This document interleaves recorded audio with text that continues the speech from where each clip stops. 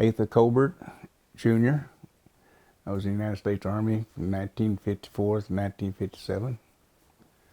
Stationed in California and Germany. I enlisted because the economy in southern Oklahoma was not good. So there was nothing else for me to do except go in service or get in trouble. I didn't want to get in trouble. Very tough time, yes. No jobs. I had to milk cows, work on farms for $1 a day, or volunteer for the fire department. When there's a fire, go out and fight fires. When I was there, I was young, you know, it was an exciting life. But then you come to realize, I'm not going anywhere. So I was sitting on the front porch one day. The guy drives up in the car and gets out, and he's got a uniform on. And he said, I'd like to talk to you. Okay. You ever think about going in service? And I said, no. He said, well, let's talk about it. And I said, no, I ain't going. Korean War is just wrapping up. He said, I'm going to leave these papers here for you. I said, okay. Well, my dad came home, got on to me, and I said, hey, buddy, if you'll sign these papers, I'm out of here. He grabbed those papers and signed them, and I was out of there.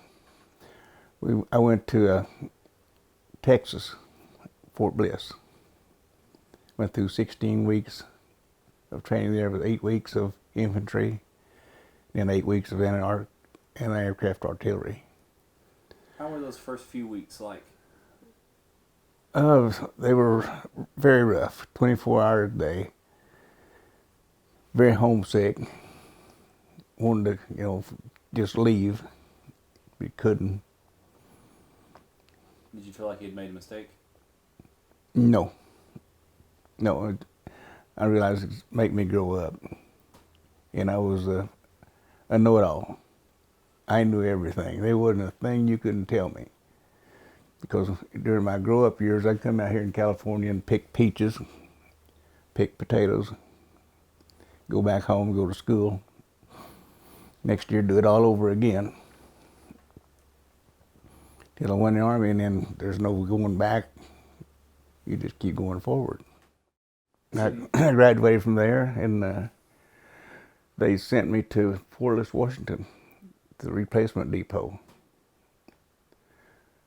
I stayed there for a week, 10 days, and every morning they had a great big bulletin board out, about as big as that wall, with names on it, and it would have where you're going.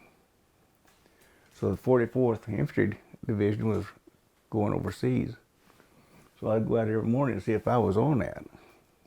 Well, they cut me off about 3 names above me. They went to Korea. They sent me to California. I went to Presidio for 7 days. All I did was lay around,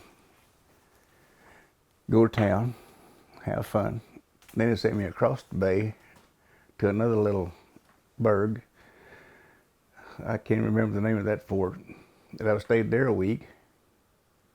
Didn't do anything. They came around and said, you've been assigned to Travis Air Force Base. What am I going to do in Travis Air Force Base?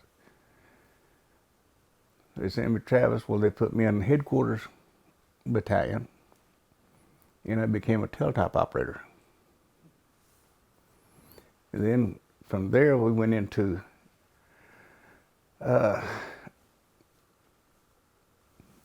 I guess what I even call a command center. We had a graph of the whole world on a board.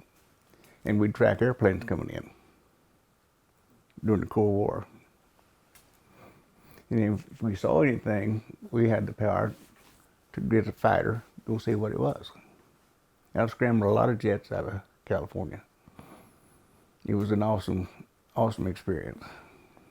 And they sent me to, from there to Georgia to go through school for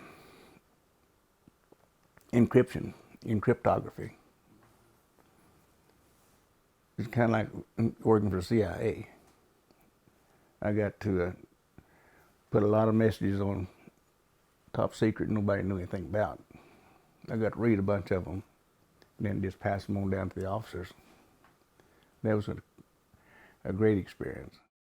We had 16 guns, 75 millimeter skysweepers around Travis Air Base, and 1 missile. So I'd worked midnight shift till 8 o'clock. And I just went to bed.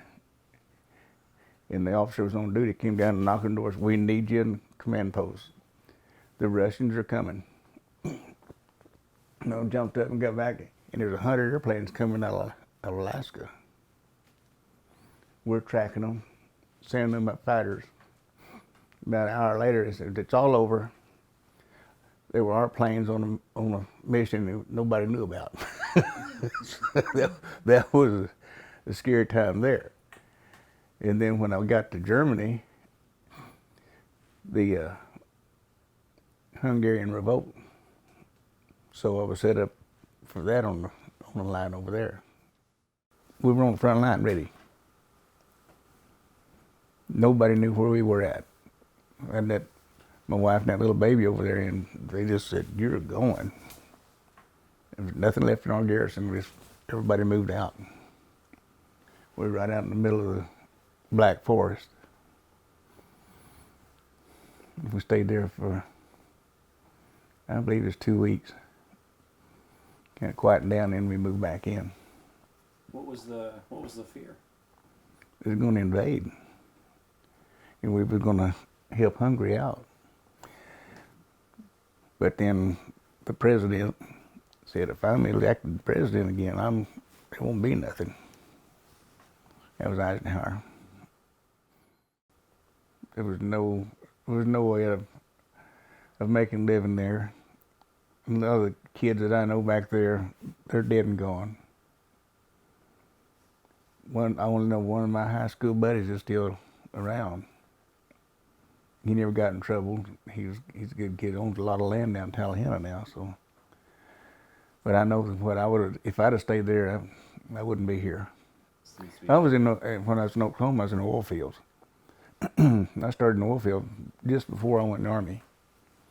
Roughnecked probably 2 months, and that's when I went in the Army. I was getting I think $1.27 an hour for roughnecking. And when I came out of the Army, I was getting $1.47. So I roughnecked there until 63, I guess. The rigs were down, I'd do other jobs. And when I got the divorce, I got on a Greyhound and come out here. Yeah, when I hit here, this pin roughneck's $3.50 an hour. Drillers are $4.50. And I said, man, if I ever get to be a driller, I'll be rich. And I spent 15 years, my last 15 years, working with one engineering firm here, Irani Engineering, out of Sacramento. And I was all over this valley, all over the state, Nevada. It was a long, long life of being away from her. We've been married 38 years before I retired, and I wasn't home maybe a week out of every 2 or 3 months. It taught you how to obey orders. Kids nowadays don't obey orders. They look at you like, well, it's no big deal, But it was a big deal. If you don't follow orders, you don't get anything done.